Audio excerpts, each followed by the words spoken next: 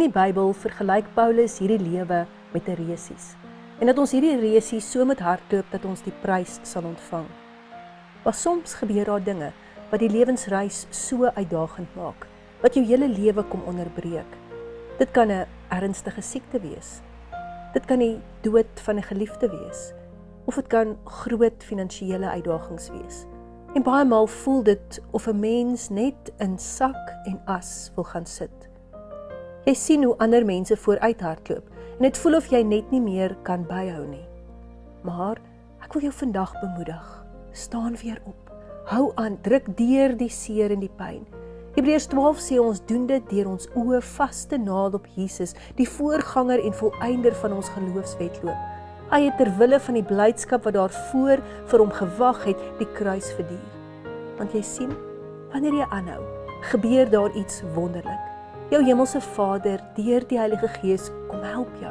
Hy is by jou, deur jou seer en jou pyn en jou trane, en hy help jou om hierdie reis te voltooi.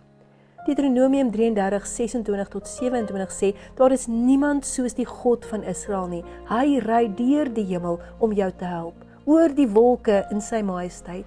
Die ewige God is jou skuilplek en onder jou is sy ewige arms. Sy arms is onder jou.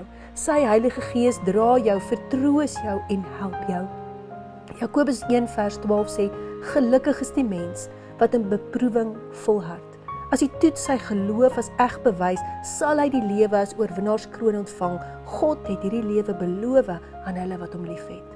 2 Timoteus 4:7-8 sê, ek het die goeie stryd gestry, ek het die wedloop voltooi en ek het gelowig gebly. En nou wag die prys vir my, die laurierkrans vir 'n lewe in gehoorsaamheid wat die Here, die regverdige beoordelaar, my sal gee op die groot dag van sy terugkeer.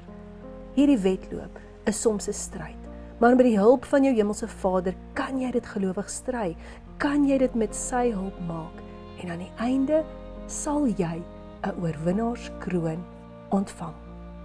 Tot ons weer gesels.